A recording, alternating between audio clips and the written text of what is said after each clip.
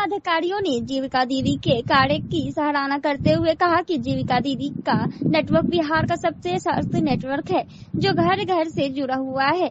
जब भी राज्य में जन जागरूकता की बात होती है सबसे पहले जीविका नाम सामने आता है। उन्होंने कहा कि अगर जीविका दीदी कोई काम ठान ले तो उसे पूरा करना संभव हो जाता है। जिला अधिकारी ने उपस्थित दीदियों को भारतीय मतदाता बनने की प्रक्रिया, आवश्यक दस्तावेज जैसे जन्म तिथि, निवास प्रमाण आदि के बारे में विस्तारपूर्ण जानकारी दिया। उन्होंने कहा कि दीदियां पहले अपना परिवार समाज को इस प्रक्रिया की जानकारी दें और बीएलओ की सहायता करें। उन्होंने यह भी निर्देश दिया कि सभी दीदियां नागरिकों को दस्तावेज को संभाल कर रखने, उनकी फोटोकॉपी तैयार रखने तथा समय पर बीएलओ को उपलब्ध कराने के लिए जरूर जागरूक करें। उन्होंने कहा कि मतदान लोकतंत्र महापर्व है और इसमें प्रत्येक नागरिक की भागीदारी जरूरी है। हमारे दायित्व से है कि हम यह सुनिश्चित करें कि कोई भी मतदाता अपने अधिकार से वंचित न रहे। उन्होंने दीदियों से आग्रह किया कि वे जमीन स्तर पर पूरे संपन्न और ईमानदारी के साथ कार्य करें और अपने ग्राम संगठन क्षेत्र के प्रत्येक नागरिक को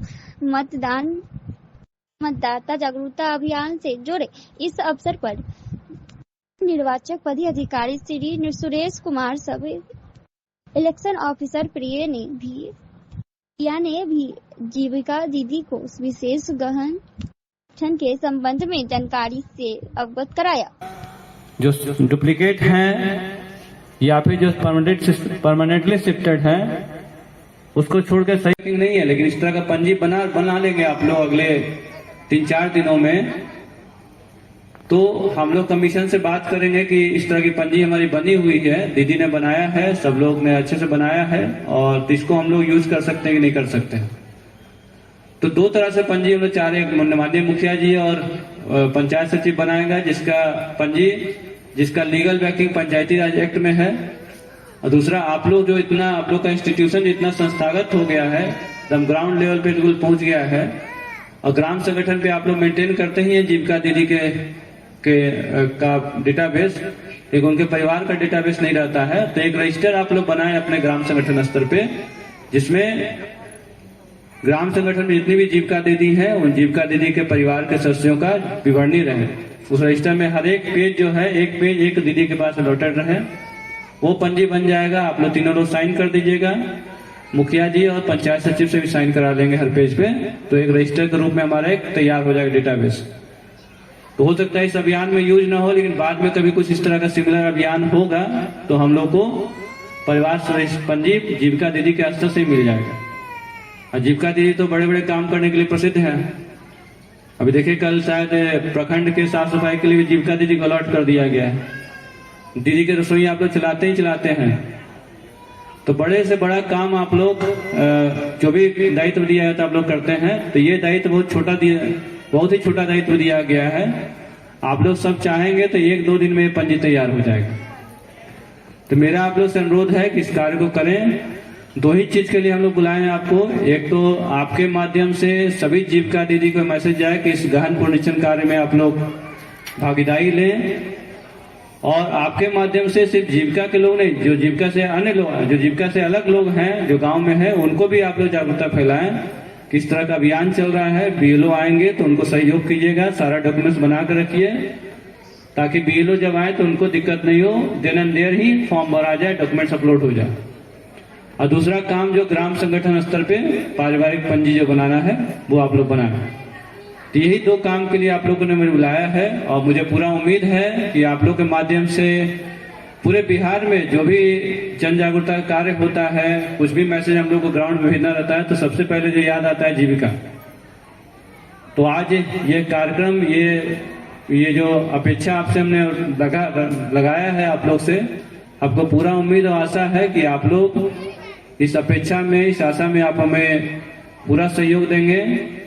और 2 कार्य जो आपको कहा गया है, जन जागरूकता का कार्य और पारिवारिक पंजी बनाने का कार्य, ये दोनों काम आप बखूबी निभाएंगे और बहुत जल्द बना के पूरा करेंगे। आप सोच लीजिए, अगर किसी का नाम गलती से जानकारी के अभाव में अगर वोटर लिस्ट में नहीं आता है तो कितना समस्या उसको होगा। बाद में 6 महीना साल भर में तो वोटर लिस्ट में नाम ऐड हो ही जाएगा, लेकिन हो सकता है कि इलेक्शन बीच में हुआ तो मताधिकार के अधिकार से वंचित हो जाए वो। तो ऐसा नहीं होना चाहिए, इसलिए हम लोग में पूरी तन्मयता के साथ, ईमानदारी के साथ पार्टिसिपेट करें और अन्य लोगों को सहयोग करें। तो यही मेरी अपेक्षा आप लोग से है, तो आप लोग कर लीजिए। बहुत कम आवाज आ रहा दीदी लोग का, कर लेंगे ना? बहुत अच्छा। आप लोग में से कितना लोग हैं जिनके पास बीएलओ आया है? हाथ खड़ा कीजिए। नहीं है, लेकिन इस तरह का पंजी बना लेंगे आप लोग अगले 3-4 दिनों में। तो हम लोग कमीशन से बात करेंगे कि इस तरह की पंजी हमारी बनी हुई है, दीदी ने बनाया है, सब लोग ने अच्छे से बनाया है, और इसको हम लोग यूज कर सकते हैं कि नहीं कर सकते हैं। तो 2 तरह से पंजी हम लोग चाह रहे हैं, माननीय मुखिया जी और पंचायत सचिव बनाएगा, जिसका पंजी जिसका लीगल बैकिंग पंचायती राज एक्ट में है, और दूसरा आप लोग का इंस्टीट्यूशन इतना संस्थागत हो गया है, एकदम ग्राउंड लेवल पे बिल्कुल पहुंच गया है, और ग्राम संगठन पे आप लोग मेंटेन करते ही हैं जीविका दीदी का डेटाबेस, एक उनके परिवार का डेटाबेस नहीं रहता है। तो एक रजिस्टर आप लोग बनाए अपने ग्राम संगठन स्तर पे, जिसमें ग्राम संगठन में जितनी भी जीविका दीदी है उन जीविका दीदी के परिवार के सदस्यों का विवरणी रहे। उस रजिस्टर में हर एक पेज जो है, एक पेज एक दीदी के पास अलॉटेड रहे, वो पंजी बन जाएगा। आप लोग तीनों लोग साइन कर दीजिएगा, मुखिया जी और पंचायत सचिव से भी साइन करा लेंगे हर पेज पे।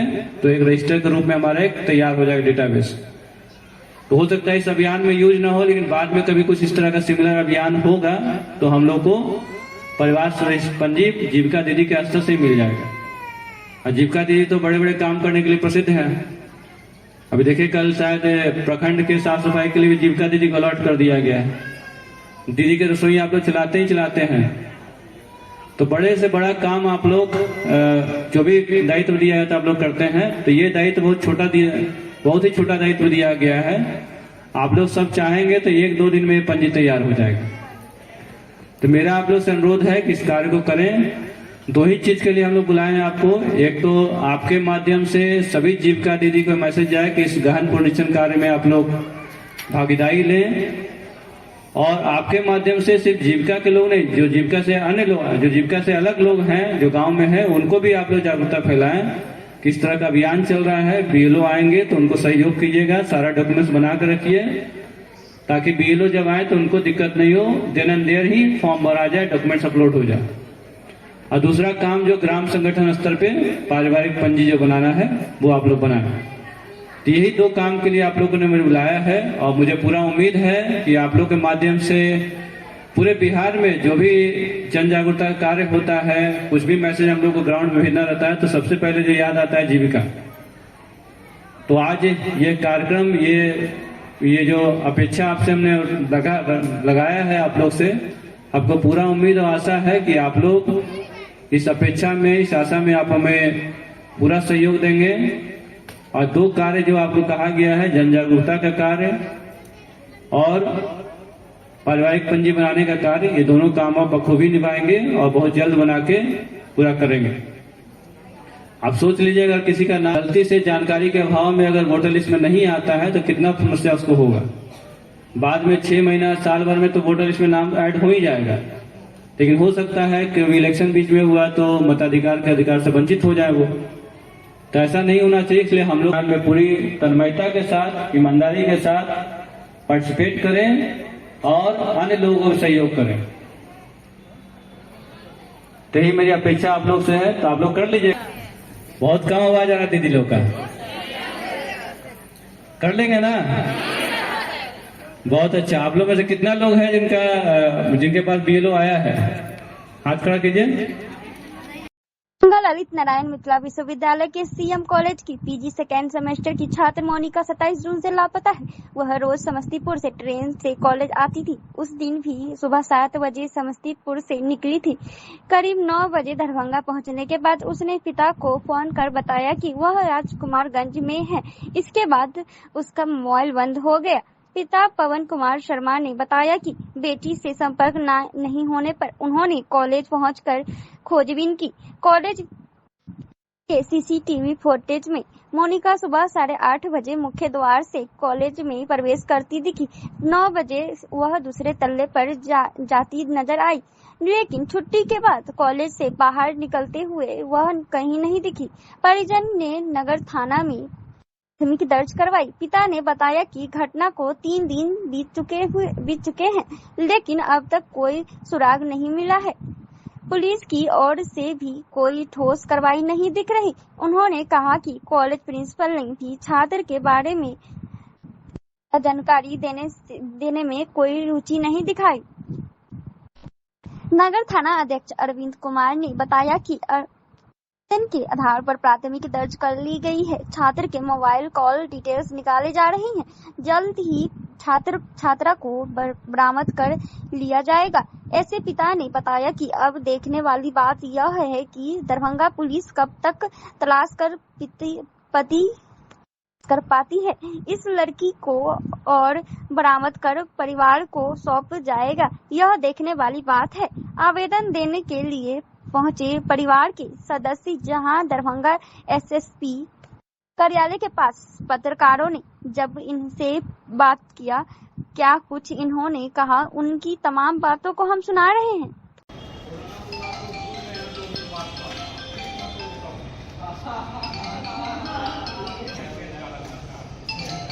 मामला है आपका? देखिए, मामला यही है कि हम अपनी बच्ची को 27 तारीख के डेट में करीब 6:30 बजे में हम समस्तीपुर में छोड़े स्टेशन पे। वो जो है वहाँ से जानकी एक्सप्रेस पे पकड़ के दरभंगा आई। सीएम कॉलेज 8 में वो पीजी सेकेंड ईयर मतलब छात्रा थी। तो वहाँ वो आने के बाद जो है 8:58 में वो कॉलेज में प्रवेश करती है मेन गेट से, और 9:02 में वो सेकेंड फ्लोर पर जाती है, जो कि सीढ़ी के फोटो कैमरा में कैद है। उसके बाद हम लोग जो है सो और वहाँ जाके हमको फ़ोन करती कि पापा हम पहुँच गए हैं, है कि नहीं, जो कि बार बार मतलब जब जाती थी महीने में 1 बार 2 बार, है कि नहीं, और तो फ़ोन कर देती थी कि हम पहुँच गए हैं। उसके बाद जो है सो फ़ोन आने के बाद जो है फिर हम 1:30 बजे करीब हम फ़ोन किए कि सोचते हैं कि चली कि नहीं चली, स्टेशन पर आई कि नहीं आई समस्तीपुर आने के लिए। तो पता चला कि मोबाइल उसका स्विच ऑफ है। तो हमने जो है सो सोचा कि चल भाई मोबाइल स्विच ऑफ है तो फिर दोबारा जो है सो ट्रेन पकड़ के 4 बजे 4:30 बजे तक चले आएगी, है कि नहीं। हम लोग इंतज़ार किए, 4:30 बजे नहीं आई, 5 बजे नहीं आई, 6 बजे नहीं आई, तो 7 बजे हम लोग जो है वहाँ से ररिया सराय दरभंगा के लिए हम लोग निकले। ररिया सराय आए तो क्या कहते हैं थाना पे, तो थाना प्रभारी बोले कि ठीक है अभी तो रात है, सो कॉलेज भी बंद है, सो आप कल सवेरे में आइए। तो हम कल सवेरे में भी आए और ररिया सराय थाना के द्वारा हम लोग जो है सो कॉलेज में गए। कॉलेज में जाने के बाद जो है प्रिंसिपल चैम्बर में जाने के बाद जो है वहाँ CC फुटेज जो है तो चेक किया गया। चेक के दौरान जो है पाया गया कि 8:58 में लड़की प्रवेश करती है कि नहीं। 9:02 में जो है छत पे सेकेंड फ्लोर पर जाती है, जहां जो है जाने का सीन है और निकलने का कोई सीन नहीं है, जो कि हम 5 बजे तक कैमरा को वहाँ छाने, है कि नहीं। उसके बाद हमने फिर आवेदन के रूप में आवेदन देना चाहे तो वहाँ बोले कि देखिए ये तो आपका जो है सो मामला जो है सो टाउन थाना का है, वो आवेदन नहीं लिए, लेकिन नहीं टाउन थाना जाइए। फिर टाउन थाना हम आए तो ये बोले कि नहीं ये मतलब यहाँ का मामला है, ये ररिया सराय का वो अंतर्गत पड़ता है, वहाँ जाइए, ठीक है। तो हम लोग जो है सो कुछ बोले कि सर ये आप कहते हैं वहाँ, वो कहते हैं यहाँ, फिर कैसे 2 दिन तो बीत गया। आवेदन लिए, आवेदन लेने के बाद जो है बोले कि ठीक है सो हम इस पर लेकिन जाँच करते हैं और मोबाइल लोकेशन के बाद जो है आगे जो भी आएगा हम उसका जो है आगे अति करेंगे। हम कि ठीक है आप सर कर लीजिए, क्योंकि हम लोग जो है सो कोई बड़े फैमिली से नहीं, साधारण फैमिली से आते हैं और साफ़ सुथरा परिवार से हैं, लेकिन नहीं बच्ची अगर, लेकिन नहीं वो मोबाइल घर का है, जो घर में ही बात होता है, सारा कुछ होता है, वो लेके आई है, लेकिन नहीं तो आप देख सकते हैं कि क्या प्रॉब्लम है नहीं है। लेकिन मोबाइल का जब भी लोकेशन वगैरह सारा कुछ जो है आया वहाँ से, तो उसमें हमारे रिश्तेदार का नंबर से बात होना और जो भी हमारे सगे संबंधी है उसी का कॉल डिटेल आया। उनके बाद जो है सो सर लोग बोले कि ये तो बिल्कुल आप सही बोले कि जो है सो ही आया है, लेकिन तो हम कैसा, हम तो पहले ही बोले थे कि मोबाइल से हमारी बच्ची का कोई लेना देना नहीं है। तो पढ़ने के लिए आती वो जब यहाँ से सूचना या कुछ ऐसा मिलता था तो आती थी। वो आई थी परीक्षा कि कब डेट पड़ेगा अगले पीजी सेकेंडरी के लिए, है कि नहीं। तो इस घटना यही हुआ और उसके बाद जो है हम रोज़ जो है समस्तीपुर से आना जाना हमको लगा हुआ है और अभी तक बच्ची का बरामद नहीं हुआ। तो आज हम एसएसपी साहब मतलब एसपी साहब के यहाँ आए हैं, है कि नहीं, गुहार लगाने के लिए कि इतना दिन हो गया, 5 दिन आज हो गया, 5 दिन हो गया, 5 दिन हो गया, अभी तक कोई अता पता नहीं है। और थाना पे प्रभारी लोग बोलते हैं कि हमको कोई मतलब एविडेंस ऐसा आए तब हम कुछ कर पाएंगे, है कि नहीं, ऐसा कुछ नहीं है। तो बच्ची गई क्या। तो क्या लग रही है कि आपके आवेदन दिए हुए हैं, तो क्या थाना के द्वारा आपका क्या जा रहा है? थाना के जहाँ तक वो लोग के करना था वो लोग किए, हाँ, है कि नहीं। हम ये भी नहीं कहें कि नहीं किए, है कि नहीं। कुछ हम लोग जो है सो सीसी कैमरा का भी जो है सो मतलब हाँ फोटो को देखे, है कि नहीं, उनके अति के द्वारा, है कि नहीं, हाँ आयोग के द्वारा गए भेजे थे। लेकिन उसके बाद कुछ मतलब आगे कुछ ऐसा हो ही नहीं रहा है कि प्रोसेस कुछ बुझाए। वो लोग नेगेटिव बात बोलते हैं कि ऐसे होता है, लड़की है, ऐसे हो गया। हम ठीक है, निगेटिव हो चाहे पॉजिटिव हो, कुछ तो हमको आना चाहिए ना सच्चाई। ये 5 दिन हो गया है, 5 दिन में कहीं कुछ नहीं है। बच्चे के साथ क्या हुआ नहीं हुआ, कहाँ गई है। क्या नाम हुआ आपका? मेरा नाम पवन कुमार शर्मा हुआ। कहाँ घर? मेरा घर समस्तीपुर पाहापुर। अच्छा, तो अभी एसएसपी मतलब सिटी एसपी सर के पास आए थे आवेदन देने के लिए। हाँ। तो क्या मिले आपको? जी नहीं, अभी तक तो नहीं मिल पाए हैं। ठीक। दरभंगा सदर एसडीपीओ के रूप में मधुबनी जिला से आए राजीव कुमार ने पूर्व एसडीपीओ अमित कुमार से योगदान लिया और उन्होंने हमारे बीटीएन न्यूज के संवाददाता से बात करते हुए कहा कि दरभंगा सदर में जो पहले से सौहार्द का माहौल बना है वह बना रहे और जन सामान्य है उनको जो भी पुलिस की सहयोग हो वह उपलब्ध करा दी जाए और जो सामान्य जन है उनके लिए पुलिस हमेशा उपलब्ध है। वहीं उन्होंने कहा कि हमारे विभाग की ही प्राथमिकता है कि समाज में सौहार्दपूर्ण वातावरण बने रहे, वहीं पूरी तरह क्राइम कंट्रोल रहे। जिस तरह दरभंगा शहर में सौहार्दपूर्ण वातावरण में पर्व त्योहार होता रहा है, इस तरह से आगे भी होता रहेगा, यह मुझे पूरा विश्वास है। दरभंगा सदर के नए एसडीपीओ ने आम नागरिकों से सहयोग की अपेक्षा की। वहीं उन्होंने कहा कि पुलिसिंग बेहतर तरीके से दिखेगी। कहीं किन्हीं को कोई कठिनाई हो तो थाना स्तर संपर्क कर सकते हैं। साथ ही अत्यधिक कठिनाई हो तो डायल 112 को कॉल कर सूचना देकर और सहायता ले सकते हैं। शराब कारोबारी और नशेड़ियों पर सरकार का विशेष दिशा निर्देश प्राप्त है। शराब कारोबारी पर विशेष नजर रहेगी। उन लोगों के खिलाफ समय समय पर चेकिंग अभियान चलाकर कार्रवाई की जाएगी। दरभंगा से सरफराज आलम की रिपोर्ट, बीटीएन न्यूज।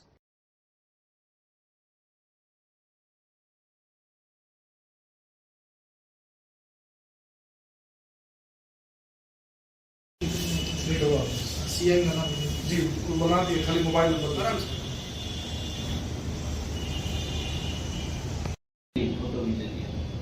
वो तो शॉर्ट चाहिए ना, दे देंगे। आप लोग सब लोग का स्वागत है, बस कोशिश करेंगे। सर दरभंगा सदर में आए हैं सर, सबसे पहले तो स्वागत है। क्या कहेंगे सर, कैसे पुलिसिंग रहेगी दरभंगा सदर की बात करें तो? धन्यवाद आपके स्वागत के लिए। दरभंगा सदर में मैं यहाँ पे कोशिश करूँगा कि धन्यवाद आपके स्वागत के लिए।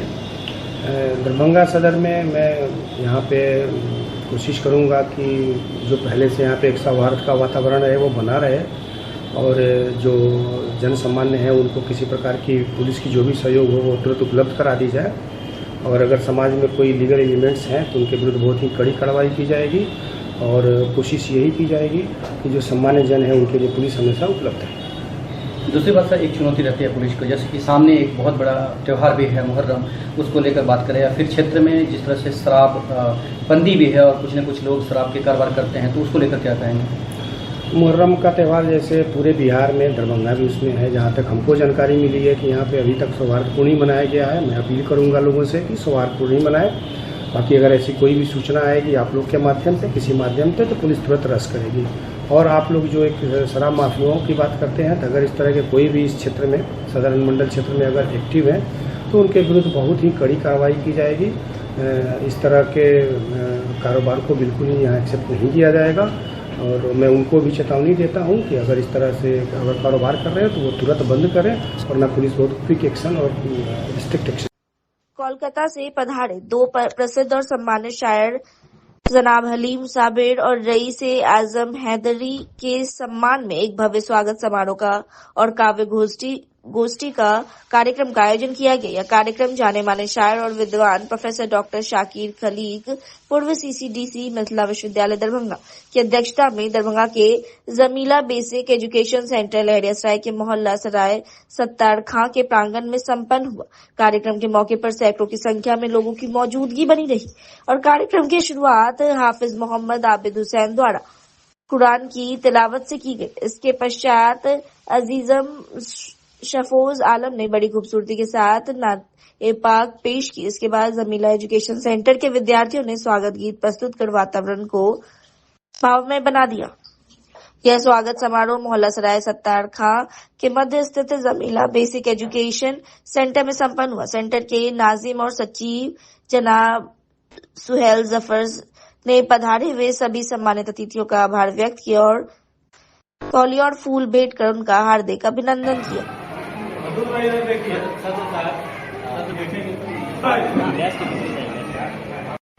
चलिए आइए, तशरीफ ले आइए।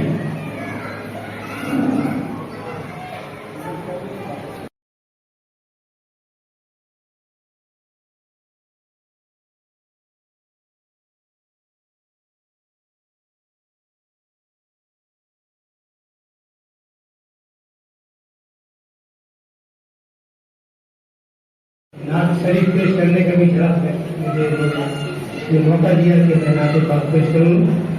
ये नात सबसे मुनफरिद नात है कि हर शेर में बल्कि हर मिसरे में नूर का जिक्र है। तो अल्लाह फायदा न फरमाता तो ये दुनिया कुछ नहीं होता। हर मैं नात पेश कर रहा हूँ मतलब मध्य शाह उमम नूर का हो, मध्य शाह उमम नूर का हो, जो लफ्ज़ मुबारक हो रकम नूर का हो। उन्वान मध्य शाह उमम नूर का हो, जो लफ्ज़ मुबारक हो रकम नूर का हो। उस नूर मुजस्सम की जब नात लिखूं, कागज भी नूर का हो, कलम नूर का हो। अल्लाह नूर है और अल्लाह के नूर से जो नूर जाहिर हुआ उससे नूर मोहम्मदी की तकलीफ हुई, उसी की तशरीह मतलब में और क्या है कि नूर से नूर छनकर जुबा हो गया, नूर से नूर छनकर यानी कि नूर अल्लाह का नूर उससे जो नूर की शुआएं फूटी, नूर से नूर छनकर जुबा हो गया, फिर वो नूरे हबीबे खुदा हो गया, नूरे हबीबे खुदा हो गया, फिर वो पुरानी सूरत तेरा रोशनी को खा गया है, लोगों आ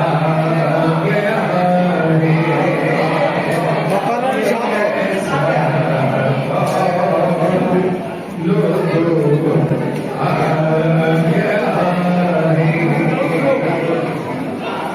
शाद हो कदम जो फूक कर रखता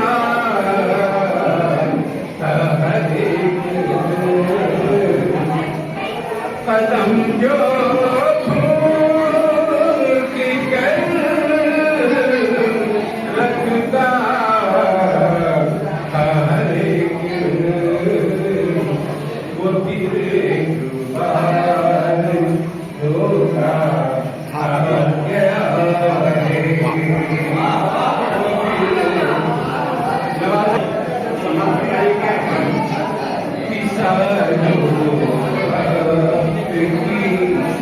वो तेरे शक्ति में उसको आ गया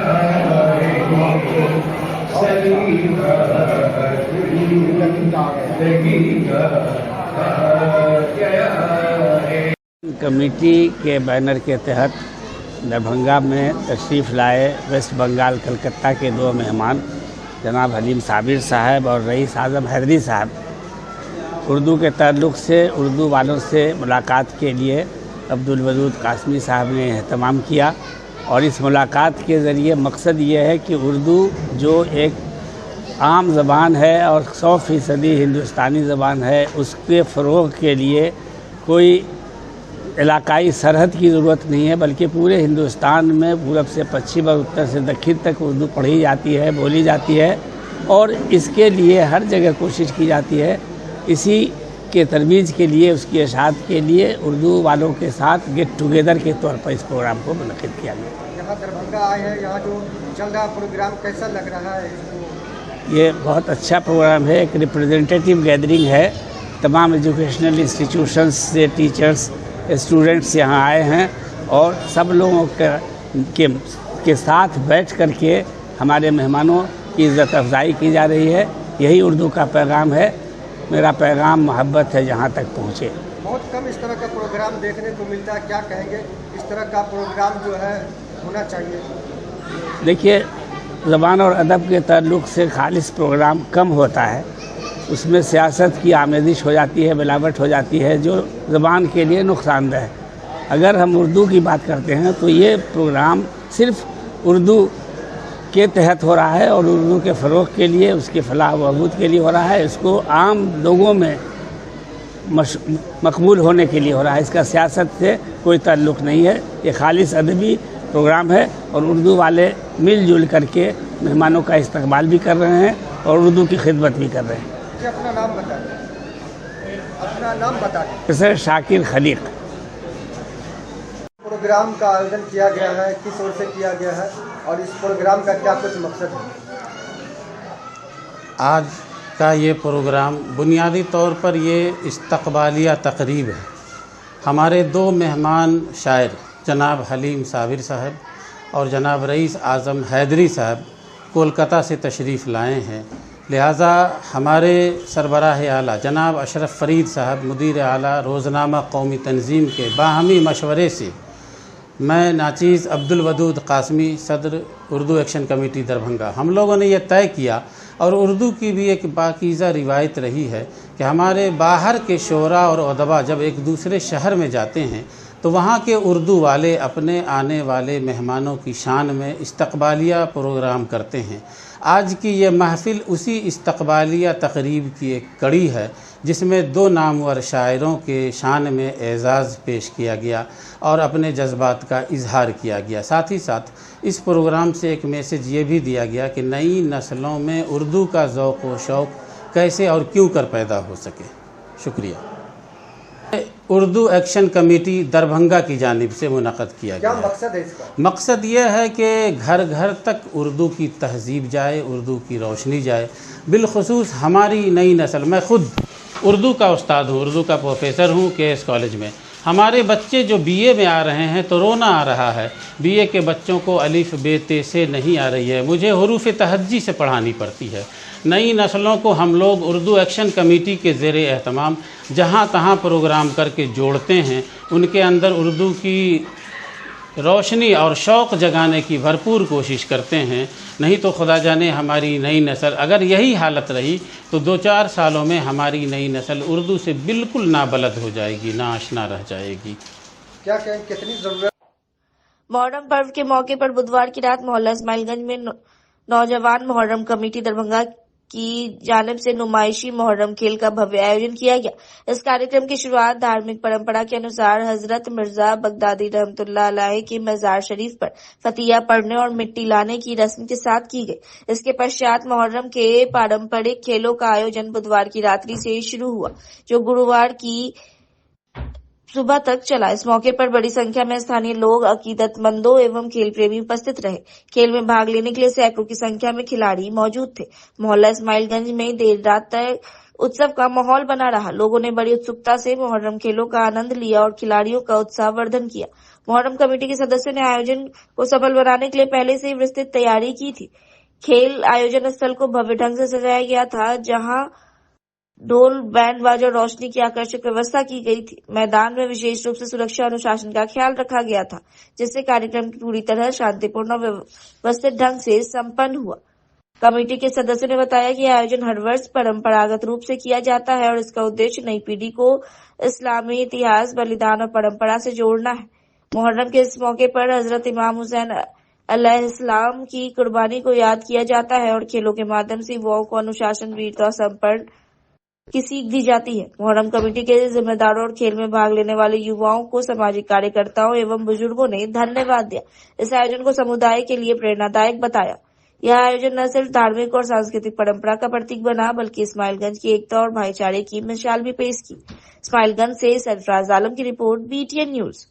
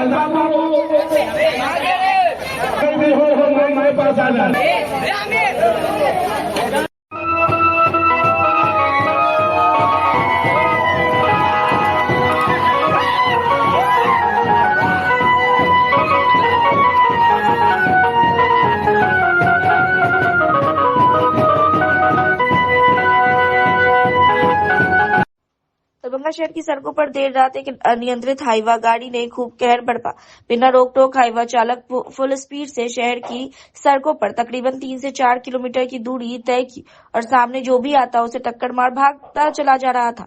अनियंत्रित इस हाईवा में कई लोग भी जख्मी हुए। एक जख्मी को हमारे कैमरे में भी कैद किया, जिसे एक टोटो पर लाद लोग इलाज के लिए डॉक्टर के पास ले जा रहे थे। चालक की ऐसी हरकत देख कई लोग बाइक से हाईवा का पीछा भी कर रहे थे। ऐसे में चालक घबराकर गाड़ी की गति और बढ़ा दिया, बिंदास सड़कों पर भागता रहा। लहरियासराय थाना इलाके के रहमगंज मोहल्ले में सामने से आ रही एक ट्रक के कारण आखिरकार हाईवा गाड़ी थोड़ी धीमी हुई। वैसे ही पीछे पीछे चलने वाले लोग हाईवा चालक को पकड़ लिए और गाड़ी से उतार वहीं बीच सड़क पर जमकर पिटाई कर दी। करीब आधे घंटे तक लोगों ने हाईवा चालक और उपचालक की धुनाई के कारण चालक बुरी तरह घायल हो गया। पूरा चेहरा खून से लथपथ हो गया। मरणासन हाल देख कुछ लोगों को चालक पर दया आई तो उसकी जान बचाने की कोशिश की गई। इस बीच घटना की सूचना दरभंगा पुलिस को मिल गई। पुलिस भी दूसरी तरफ से घटनास्थल पर पहुंच गई, लेकिन उग्र भीड़ को देखते हुए पुलिस भीड़ के बीच जाने से बचती रही। जब कई थानों की पुलिस मौके पर पहुंची तब जाकर भीड़ के कुछ लोग खुद चालक को मरणासन हाल में पुलिस को सौंपा। तब जाकर पुलिस ने घायल चालक और उपचालक को दरभंगा अस्पताल इलाज के लिए भेजा।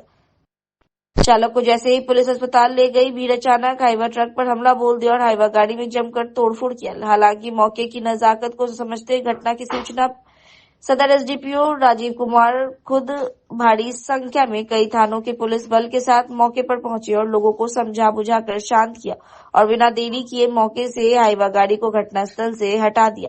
इसके बाद लोगों को भी वहां से हटा दिया गया। स्थानीय लोगों की माने तो यह अनियंत्रित ट्रक कई लोगों को टक्कर मारी, जिसके बाद लोगों का गुस्सा भड़क गया और ट्रक चालक को खदेड़ कर पकड़ा, फिर उसकी पिटाई की गई। वहीं दरभंगा सदर के एसडीपीओ राजीव कुमार ने कहा, स्थिति नियंत्रण में है। हाईवा चालक के साथ मारपीट की गई है, उसे इलाज के लिए अस्पताल भेजा गया है।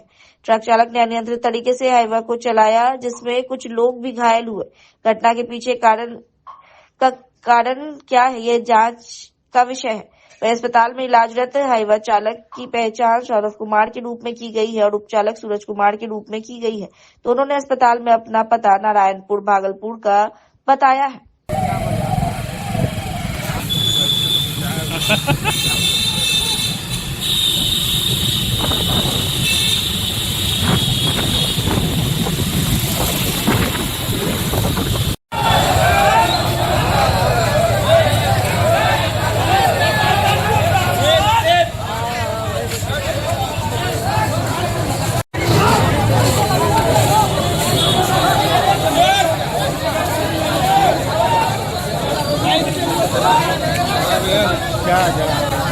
देखिए एक छोटा सा टावर से लगा, कोई फोर्स नहीं है, एक आई है, एक को लेके भागा, मेरे पास पूरा विजुअल पुलिस का और किससे भागा वो भी 112 क्या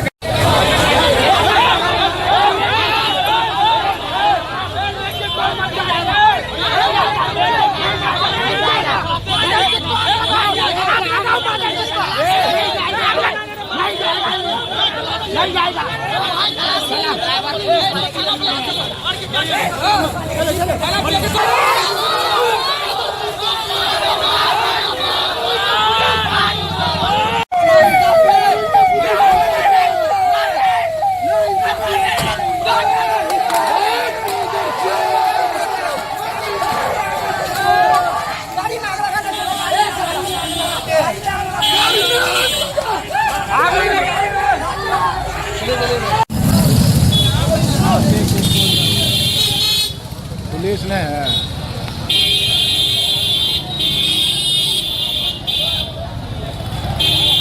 क्या हुआ?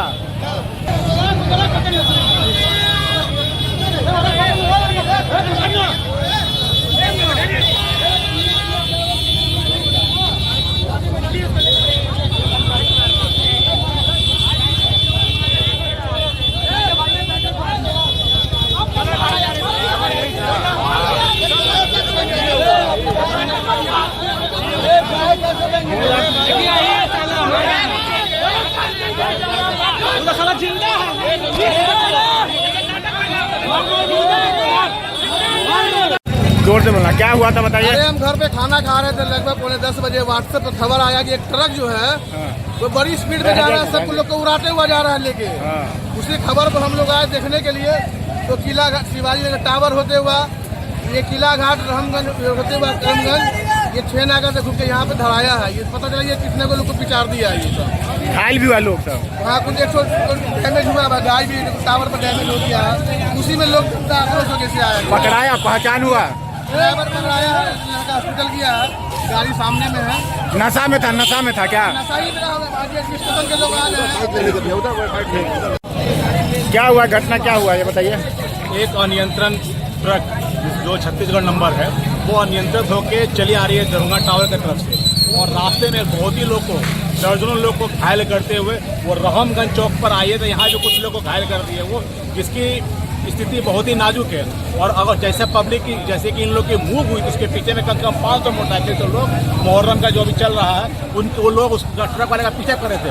अगर उस ड्राइवर को नहीं बचाया जाता तो मोह बिजली के कारण उसकी हत्या हो जाती। और उसको अभी प्रशासन के द्वारा फिर उसको ले गया डीएमसी इलाज करने के लिए, और प्रशासन यहाँ पे पहुंच गई, व्यवस्था को शांतिपूर्ण बनाने में लगी हुई है। हम लोग भी जांच पड़ताल में लगे हुए हैं। पहचान हुई कौन था वो, कुछ पता चल पाया? नहीं, पहचान में अभी नहीं हो पाई है, क्योंकि मूव ऐसा था संजोग, मतलब सैकड़ों की संख्या में लोग उसको मार रहे थे, तो उसमें लोग उसकी जान बचाते कि पहले उसका नाम पता पूछते। नहीं तो ये जो मूव नशे के हाल में था क्या? काम चल रहा है, इसी के तरफ हत्या हो जाती। ट्रक ड्राइवर जो डंपर ड्राइवर वो नशे में था क्या? क्या लगा आप लोग को? नशे में है या गाड़ी अनियंत्रित है, ये तो जांच करते प्रशासन इसको पूछ के पता करे कि अगर वो किस हालात में, अगर नशे में था तो भी उसको पता। और जितने को उन्होंने उसने रौंदा है, जो लोग घायल हुए हैं उसके खिलाफ उसके ऊपर कठोर कार्रवाई होनी चाहिए, अभी जब्त होनी चाहिए। ये बहुत बड़ी घटना हो सकती है। टावर पर से वो रोंगते हुए आ रहा है, किसी को देख नहीं रहा है, गांधी चौक से। उसके पीछे ये लोग मुहर्रम अपना छोड़ के कितना किलोमीटर का ये सफर तय किया है? मान लीजिए 2-3 किलोमीटर का तक का सफर ये तय किया है, वो भी स्पीड इसकी देखिएगा, स्पीड भी अनियंत्रित स्पीड की, कि नशे की हालत में हमको लग रहा है कि ये अगर आप में होश नहीं है कि ये गाड़ी चला रहा है, जिसकी रफ्तार क्या है, ये कौन सी गाड़ी चला रहा है और कहाँ चला रहा है। नाम बताइए। अंकुर गुप्ता समाज से।